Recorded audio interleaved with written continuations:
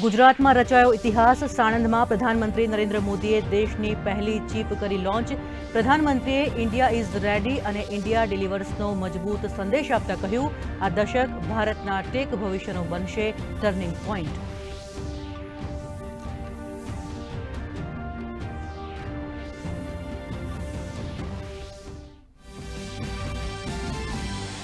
સાણંદમાં micron કંપનીના semiconductor પ્લાન્ટના ઉદ્ઘાટન પ્રસંગે કેન્દ્રીય મંત્રી અશ્વિની વૈષ્ણવે કહ્યું, 900 દિવસમાં ફાઉન્ડેશનથી પ્રોડક્શનની દિશા તરફ ગતિ. આજની શરૂઆત ભારતના ઉજ્જવળ ભવિષ્યનો નાખશે પાયો. મુખ્યમંત્રી ભૂપેન્દ્ર પટેલે જણાવ્યું, સાણંદ બનશે વિશ્વનું સેમિકન્ડક્ટર હબ.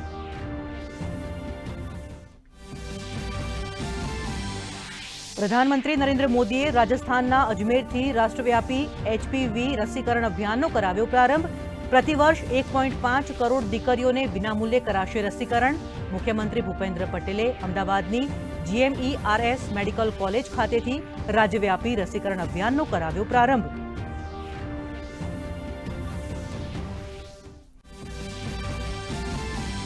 ગુજરાત હાઈકોર્ટના નવા state of the art arbitration સેન્ટરના ભવનનું કરાયું ખાતમુહૂર્ત. સુપ્રીમ કોર્ટના ન્યાયમૂર્તિ જસ્ટિસ સૂર્યકાંત, મુખ્યમંત્રી ભૂપેન્દ્ર પટેલ અને નાયબ મુખ્યમંત્રી હર્ષ સંઘવી રહ્યા ઉપસ્થિત.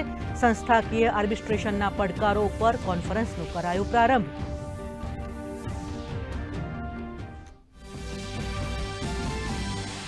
ગાંધીનગર GNLUનો 16મો દીક્ષાંત સમારોહ. 12 PhD સ્કોલર્સ, 194 અંડર ગ્રેજ્યુએટ અને 89 LLM વિદ્યાર્થીઓ સહિત 295 વિદ્યાર્થીઓને પદવી એનાયત. દેશમાં પ્રથમવાર વર્ચ્યુઅલ રિયાલિટી આધારિત AI સક્ષમ મૂડ કોર્ટ સિમ્યુલેશન્સ કરાઈ લોન્ચ. આજે રાષ્ટ્રીય વિજ્ઞાન દિવસ. આ વર્ષની વિજ્ઞાન દિવસની થીમ છે વિજ્ઞાન ઉત્પ્રેરક વિકાસ ભારત. રાજ્યમાં અનેક જિલ્લાઓમાં વિવિધ કાર્યક્રમોનું કરાયું આયોજન.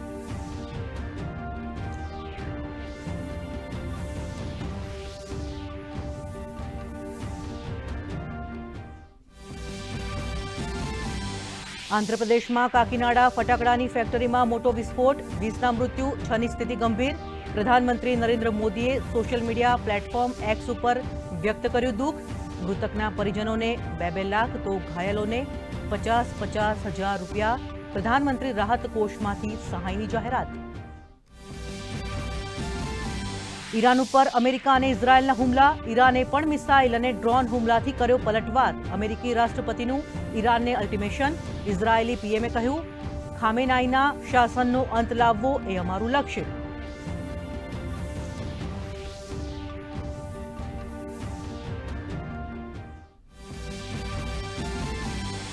અને પશ્ચિમ એશિયામાં વધતા તણાવ ઉપર ભારતની નજર. ભારતીય દૂતાવાસે માર્ગદર્શિકા જાહેર કરી. ભારતીયોને સાવધાની રાખવા આપી સલાહ. અમદાવાદ એરપોર્ટ ઉપર T1 અને T2 ટર્મિનલ ઉપર હેલ્પ ડેસ્ક કરાયા કાર્યરત.